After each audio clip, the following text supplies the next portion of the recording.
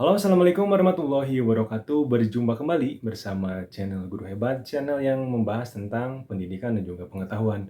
Di video kali ini kita akan bahas berkaitan tentang PPG Prajabatan lagi, di mana untuk topiknya ini mengacu pada tes ASN P3K khusus untuk formasi guru ya, yang akan diselenggarakan di tahun 2024. Ada dua hal yang akan dibahas di dalam video. Yang pertama yaitu tentang persaingan antar peserta yang memiliki Serdik, apakah bakal terjadi lagi di tahun ini, khususnya pada seleksi ASN P3K Guru, dan faktor apa saja yang menyebabkan hal itu bisa terjadi.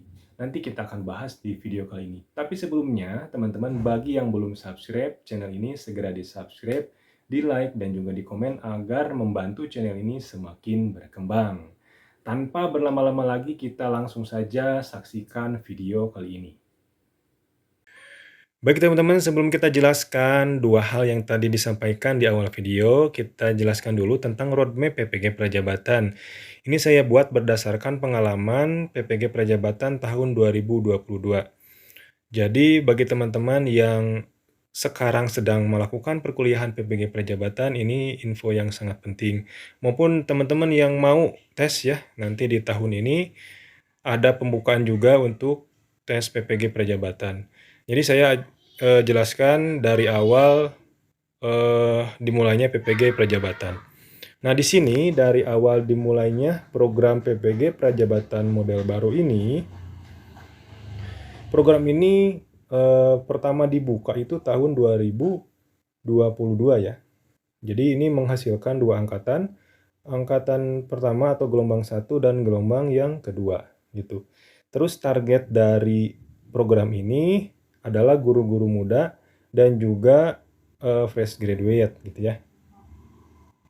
Selanjutnya, maksud dari guru muda ini adalah guru yang sudah honor di sekolah tapi baru sebentar gitu, sekitar beberapa bulan ataupun 1 tahun ini bisa ikut dengan syarat belum terdaftar Dapodik. Adapun yang sudah terdaftar Dapodik, apakah bisa? Kalau dilihat dari kasus teman-teman saya, itu bisa teman-temannya, tapi dinonaktifkan dulu Dapodiknya, baru ikutan seleksi PPG Prajab, dan mereka bisa lolos dan kuliah PPG ya. Terus ada fresh graduate. Nah, ini lulusan yang baru lulus kuliah gitu ya, S1 pendidikan, lalu ikutan PPG Prajabatan. Adapun yang non pendidikan apakah bisa ikutan PPG Prajabatan? Tentu bisa teman-teman, tapi disesuaikan dengan linearitasnya ya, apakah jurusan teman-teman itu dibutuhkan untuk program PPG Prajabatan. Selanjutnya tujuan dari program PPG Prajabatan ini yaitu tentunya untuk mencetak guru-guru profesional. Lama kuliahnya hanya 1 tahun teman-teman, tapi efektifnya sekitar 9-10 bulan saja ya untuk perkuliahannya. Jadi tidak full 1 tahun, lamanya itu ketika kita nunggu UK PPG ya. Kita tahu bahwa salah satu syarat sebagai guru yang profesional itu adalah guru yang memiliki kualifikasi di bidangnya dan memiliki sertifikat pendidik ya. Ini merupakan bukti secara tertulis dan diakui oleh pemerintah. Nah, ini dia bedanya PPG Prajabatan dengan Daljab ya. Kalau Daljab itu antriannya cukup lama, jadi kita harus honor dulu beberapa tahun, itu nunggu antrian lama, ikut pretest kalau di tahun-tahun kemarin ya, ikut pretest, barulah ketika kita dinyatakan lolos, ikut perkuliahan. Tapi perkuliahannya tidak selama PPG Prajabatan, hanya beberapa bulan saja. Kalau saya tidak salah itu sekitar 3 bulan ya untuk PPG Daljab. Nah, selanjutnya kita balik lagi ke PPG Prajab, tentang roadmap-nya ada di bawah ya teman-teman, sebentar.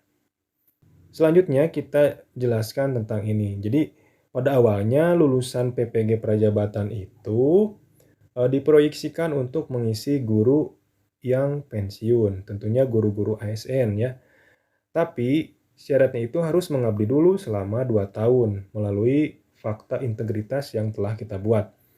Nah, pada awalnya seperti itu, tapi seiring berjalannya waktu, pengabdian ini tidak dilakukan, ya.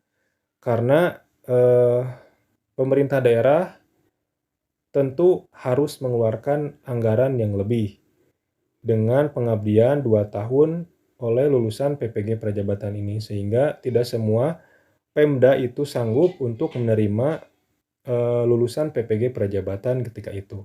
Sehingga pemerintah mengarahkan PPG Prajabatan untuk langsung mengikuti tes ASN P3K.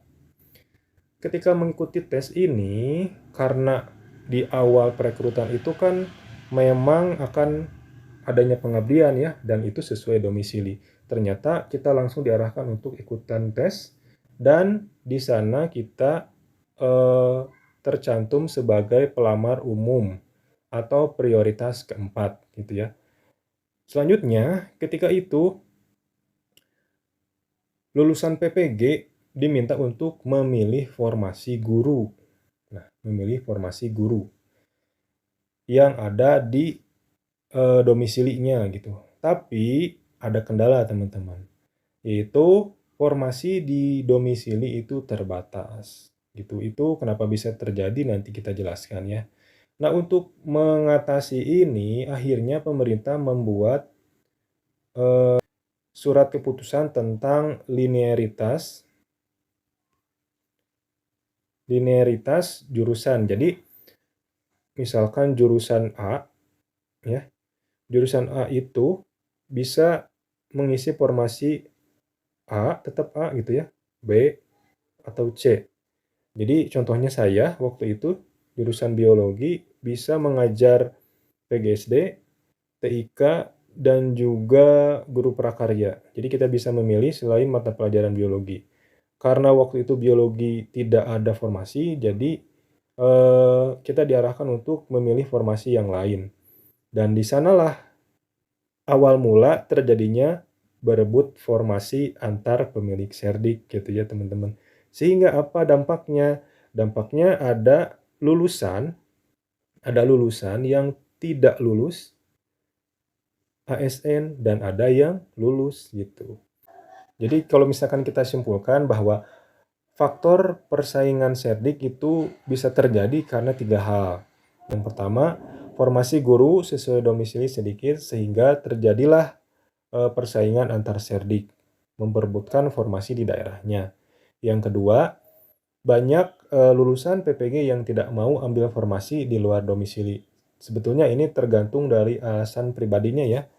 Ada karena izin keluarga, ada karena memang akomodasinya yang jauh sehingga mereka tidak mau untuk mengambil domisili di luar provinsi atau di luar pulau gitu. Yang selanjutnya ini yang ketiga adalah seleksi PPG Prajab hanya melihat dari jumlah guru ASN yang pensiun saja. Namun belum dikurangi dengan kuota formasi P1 ya, belum lagi P2 dan P3, sedangkan kita merupakan P4 atau kategori terakhir yang merupakan sisa formasi hasil dari diambilnya formasi oleh P1, P2, dan P3.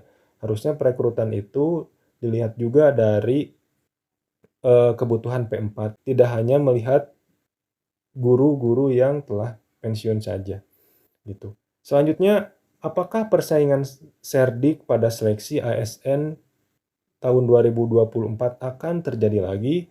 Bila dilihat dari penjelasan yang tadi, tentunya akan terjadi lagi dari angkatan 2022, terus nanti mungkin 2023 sudah selesai PPG-nya bisa menjadi saingan di domisilinya. Kalau misalkan tetap ingin di domisilinya.